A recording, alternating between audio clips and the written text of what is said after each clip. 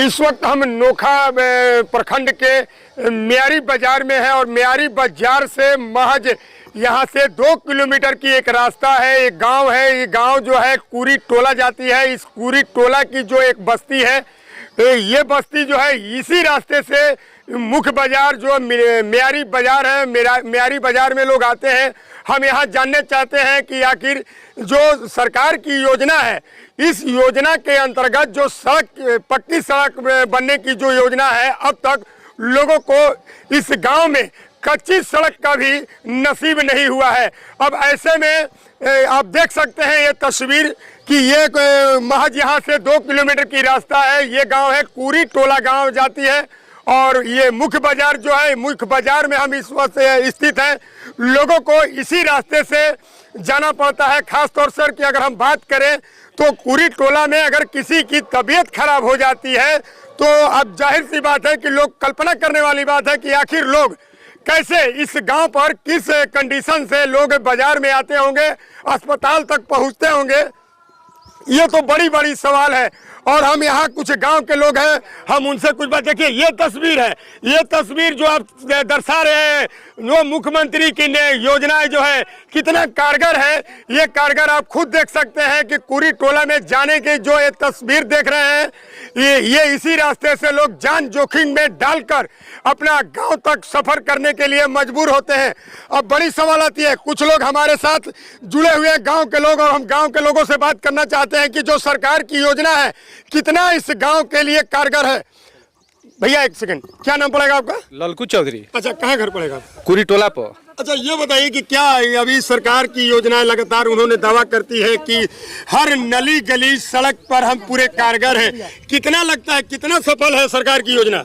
हम 1% हमने क्या 50 माने के एगो खाली गली ढलाइल बा। अभी इतना 900 आबादी बहु एगो टोला 900 माने कि 1800 के आबादी बा हमनी में। अच्छा। लेकिन ओकरा में खाली 2 गो काम भइल बा सरकार के तरफ से। नल जल जौन बात उनको कहियो पानी नहीं देत, जो से लागल बते टंकी असाई। तो क्या लगता है कि आप लोग गांव से बाजार आते हैं, कौन सा बाजार ये है? मियारी बाजार बा। तो मियारी बाजार में आप लोग का मुख्य बाजार यही है क्या? जी सर, मुख्य बाजार तो ये है। तो कैसे आते जाते होंगे फिर? क्या आसार में कुल कुर्ता फुल पैंट खोल के कान्ही पर रख लेवे के बा, मरीज जन तो खटिया पर टांग के ले जाए के बाद ले आवे के बाद। अब वर्तमान मुखिया के कहना में है कि पंचायत में ये गांव आता है। देखिए हमारे साथ कुछ और जुटे हुए हैं, हम इनसे भी बात करने की कोशिश करते हैं कि सरकार की योजना कितना कारगर है, जो कि नीतीश कुमार लगातार दावा करते हैं। हमारे साथ कुछ ग्रामीण जुटे हैं। क्या नाम है आपका? दयाशंकर तिवारी। हाँ तिवारी जी, ये बताइए कि क्या मैंने कि जो ये योजना है सरकार की कितने कारगर है, कैसे आप लोग इस गांव में रहते होंगे? देखिए जब से पंचायती राज चालू हुआ है जी, ये 3 टोला है यहाँ चौधरी लोगों को। ये अति पिछड़े लोग हैं, इन लोगों को इलाके में 0% काम है। इस गांव के मकान चल करके देखिए, झोपड़ी आज भी इस गांव में आपको 100% दिखाई देगा, यानी 99% लोग झोपड़ी में रहते हैं। तो क्या लगता है कि सरकारी योजनाएं जो है, सरकारी योजनाएं आती है, लेकिन यहाँ के वर्तमान मुखिया के कहना है कि ये इस पंचायत में ये गांव आता ही नहीं है।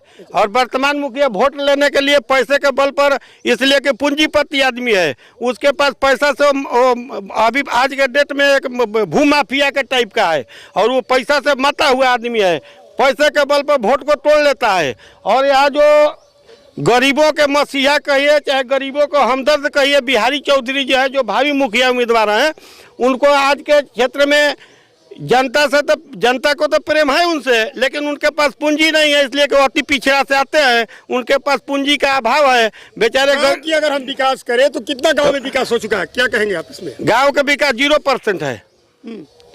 जो ये तीनों गांव है, इस गांव का विकास 0% है। मुखिया जी कहते हैं कि ये हमारे पंचायत में नहीं आता। नहीं, मुखिया जी कहते हैं कि हम तो पैसा से वोट लेते हैं तो काम क्यों करेंगे।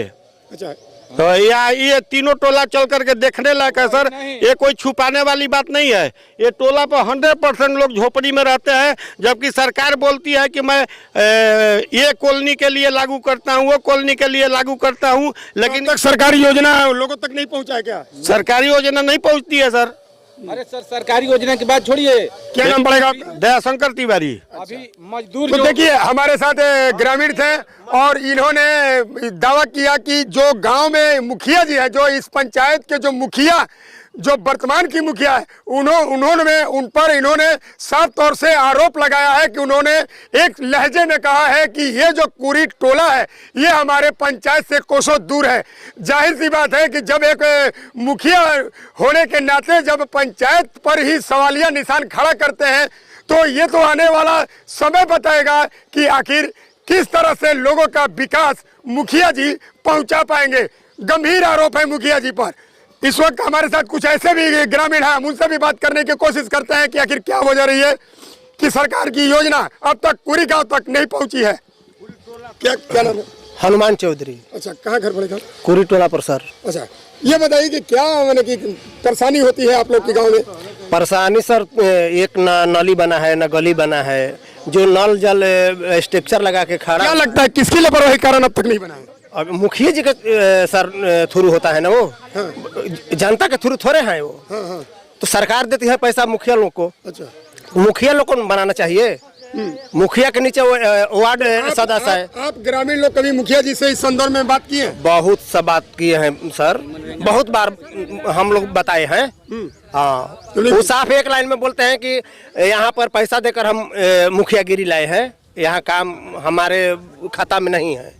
मैंने ग्रामीणों लोग का आरोप है मुखिया जी पर। जी, कहीं न कहीं लापरवाही देखने को मिली है। जी।